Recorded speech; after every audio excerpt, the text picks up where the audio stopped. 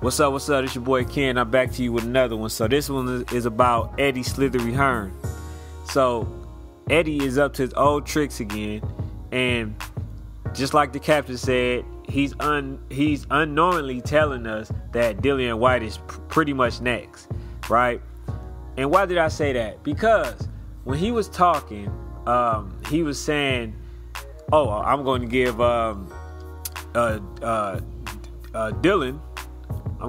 Dillian Whyte an improved offer, 7 times his biggest payday, right?" And then he'd go to, but he can fight. Anthony Joshua can fight Wilder and can fight Tyson Fury. Now, come on, now he already know that Tyson Fury is trying to fight Deontay Wilder, and Deontay Wilder trying to fight Tyson Fury. They have something going right now, and they're pretty much looking to fight each other or whatever, right? Even though I know that they were saying that Tyson Fury may want to tune up and stuff like that or whatever, right? But that's noise. And again, I always come to y'all last or whatever, not because I look at or listen to other people's opinion. That's not the case. I like to see what's going to come out next, as opposed to jumping on every single topic that comes out, and then I'm giving you guys the running rounds. I'm confusing you guys as well. I don't want to do that. I would like to, give the facts for pretty much everything. And so I go back to Deontay Wilder when he was trying to fight Anthony Joshua. And what were they saying? Because you have to look at patterns. Eddie Hearn was saying, "Oh, well, he really don't want to fight. Deontay Wilder doesn't want to fight Anthony Joshua. He doesn't want to fight Anthony Joshua, right?" And then he brought Dillian Whyte up to fight Deontay Wilder, and then he mentioned, but I got mandatory for Povetkin. So every time what he did, he either brought Dillian Whyte up or he brought Alexander Povetkin, right? Why? Because those are the individuals that he had intentions on fighting. He wanted Dillian Whyte to fight Deontay Wilder for the simple fact that he was hoping that Deontay Wilder lost to Dillian Whyte so they can have a UK undisputed match, right, for the first time ever. But if you listen, not Dillian Whyte, but Eddie Hearns, he'll let you know, oh, well, he's going to get an improved offer. He's going to get the fight. He done everything. He deserves a lot of respect. So basically, what he's trying to do is build Dillian Whyte up at that moment.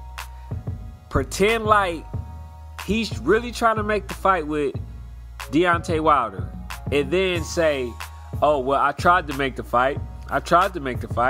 Just like, as in recent times, he's talking about he always offered Deontay Wilder a 40%, and he didn't. He never did that. He never offered Deontay Wilder a 40% anything, because Deontay Wilder was asking for that initially, and he told him that he don't even deserve it. He not even worth that. So then you basically gonna sit there and lie in front of everybody, right? Which is what he does. You know what I'm saying? And then he's saying he basically kind of backtracked when he was like, "Oh, well, Tyson Fury or Deontay Wilder, they could take the 40%. They can do it now. I don't know what's going on. They can take the offer now. They can have it April 13th. They can have that date if they want it, right? Now all of a sudden they can do that. But where was that energy when Deontay Wilder was trying to basically ask for a 40%, for the fight? Where was that at? It wasn't there, because you know why? They had a 8-fight plan, 10-fight plan, or something like that. They got a plan for Anthony Joshua. And then everybody out here calling Eddie Hearns, you know, like a scandal artist and a car salesman. And so what he says, oh, well, you know, people, they don't know. They don't know what they're talking about. They don't know what they talk. Don't nobody know what they're talking about other than Eddie Hearns. Even though you got Al Heyman, who put on $500 million events. You got even Bob Arum. Like, you have all these individuals, but the only person that knows what he's doing is Eddie Hearn. Yes, we know what you're doing. And the reason that the fact that you're trying to even sugarcoat anything is because you don't like the fact that people called your card before you even played it.